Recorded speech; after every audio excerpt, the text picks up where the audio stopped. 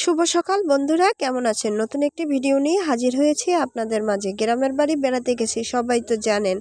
এই যে বাবা আমাদের বাসার সামনে সুন্দর একটি কৃষি বাগান করেছে, দেখেতে খুব ভালো লাগতেছে। ঘুম থেকে উঠে চলে গেলাম বাবার কৃষি বাগানে। সুন্দর সুন্দর সবজি হয়েছে তা তুলতে। জামাই আর শ্বশুর মিলে সবজিগুলো তুলবে, আমিও তো সাথে আছি ভিডিও করার জন্য। এই যে জামাই শুরু করে দিয়েছে, বাবার কোথায় মিষ্টি কুমড় হয়েছে তা তুলবে। পাওয়া গেছে একটি, চটপট তুলে নিল মিষ্টি কুমড়টা। দেখতে কিন্তু ভারী সুন্দর, নিজের খেতে কিন্তু দারুণ মিষ্টি হবে। বরমাসায় একটি মিষ্টি কুমড়ো ছিল, বেশ ভালো লাগতেছে। বাবার ক্ষেতের মিষ্টি কুমড়ো এই যে বেশ ভারী ছিল, আমি নিলাম। বরমশাই অনেক খুশি হয়ে গেল সবজি তুলে।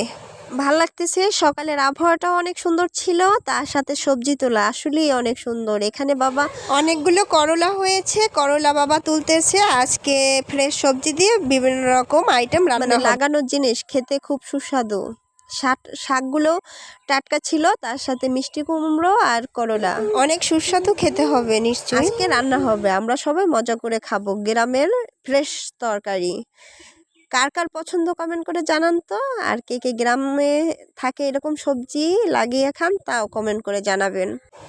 বাবা ক্ষেতের পাশে টমেটো গাছ বুনেছে, বেশ টমেটো হয়েছে, ফ্রেশ টমেটো, দেখে ভাল লাগতেছে। ধন্যবাদ সবাইকে, পাশে থাকবেন, সাবস্ক্রাইব প্লিজ।